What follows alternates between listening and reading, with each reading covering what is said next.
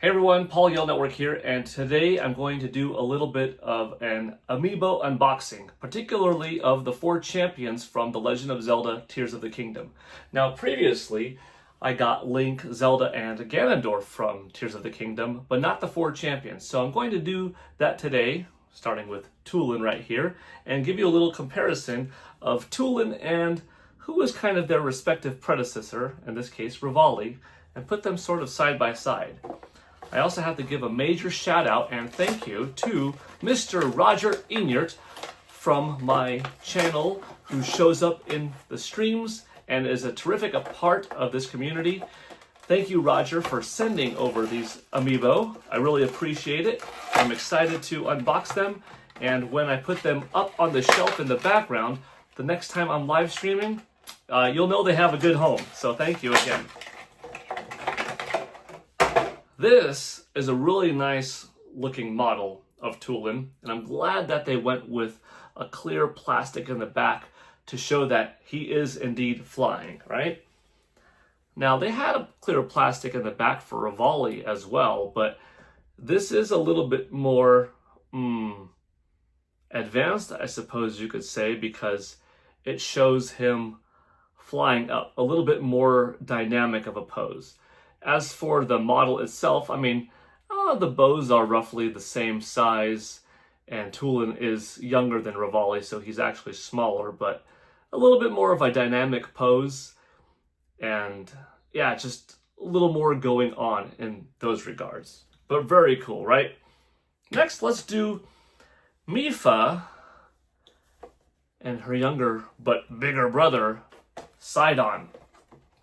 This one I could already tell between the Sidon and Mipha Amiibo. Sidon is much bigger in size. Now, that makes sense both in the game and in Amiibo sense, I suppose, because he is the bigger character, so his Amiibo should be larger. It also comes with a little bit of a swirl that sometimes Nintendo puts in these Amiibo packaging. In this case, it's to keep his trident locked in. I'm interested to see, with the trident, how good of material is the weapon itself. Early Amiibo from the first series of Super Smash Bros., like Link and other swordsmen, had their weapons slightly bent, or at least in time. This does not seem to be the case, and it's a rather large trident. Now we'll see in time if that changes, but my old Amiibo from 2014 are still quite intact, as is something like this one, which is, I mean, I guess it is several years old at this point, but yeah, it's really only the swords from like 11 years ago that are a little bit bent, but everything afterwards, any kind of weapon that came in these, remains straight, like Mipha's here. So you can see the size difference right there between Mipha and younger but bigger brother Sidon. And he's a really good looking model. I mean, he's standing tall. He's got a cool pose to him. It captures the look of the character in the game. And I really like it. I mean, I'm a huge fan of The Legend of Zelda Breath of the Wild. It is my favorite game of all time, and Tears of the Kingdom is also quite up there, honestly. But these Amiibo are really cool to unbox. Totally fun. Next we have Urbosa and Riju. Let's see Riju. This is a nice pose. I already like the action that she's putting forth, you know, lunging forward with one knee up, one leg back. In more detail, I'm sure we'll notice some of the jewels on her dress and stuff like that, and how much attention they put into it. Yeah, it's pretty cool. It's quite a bit. You can see her swords, the scabbards on the back, and the detail they have into the coloring of the scabbards, the hair, and how the different locks are sort of individualized. Urbosa has some nice hair too, though. You know, like this was a really good looking model back in 2017. And by then, you could see that this sword has remained intact, or came out of the box intact, better than the Series 1 Amiibo did in 2014. So they already made big improvements by then. And I think they've only gotten better and better. So though technically a shorter model, because she is younger, smaller than this character, very elaborate, nice design.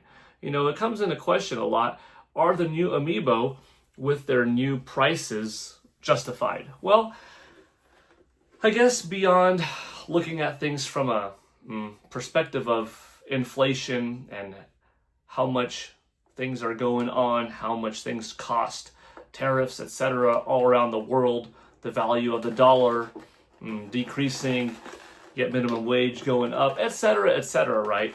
If we just looked at the Amiibo themselves from, let's say, 2014 when they first came out, and the new ones out now, or the new ones that are coming out, right? Like next year we've got some pretty big ones in Rosalina with Luma and Mario with Luma, right?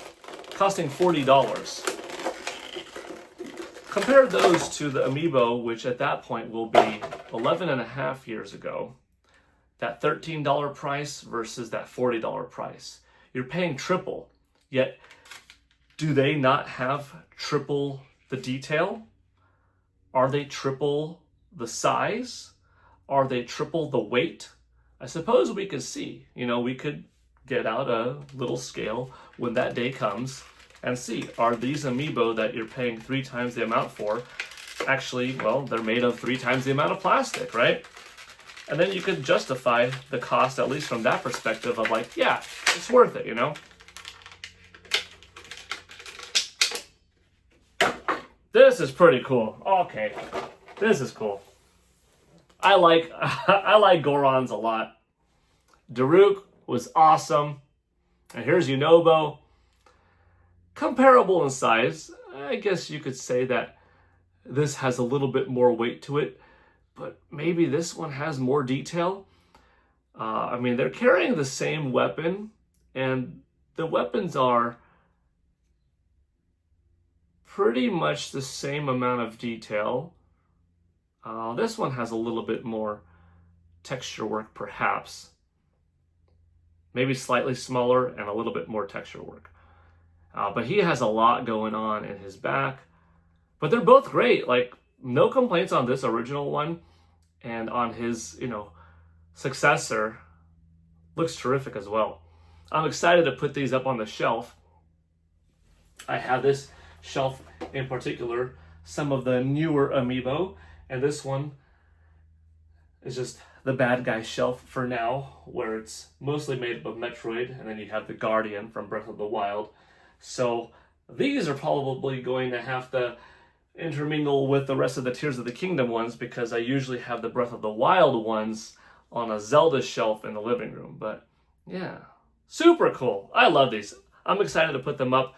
They'll have a proud space on the wall in the game room. And once again, thank you to Mr. Roger Inert for this contribution to the channel. I appreciate it. What did you think of that little Amiibo unboxing? Let me know. And if I should do more, I'll do more. All right, thanks for watching. This is PGN signing out. Bye.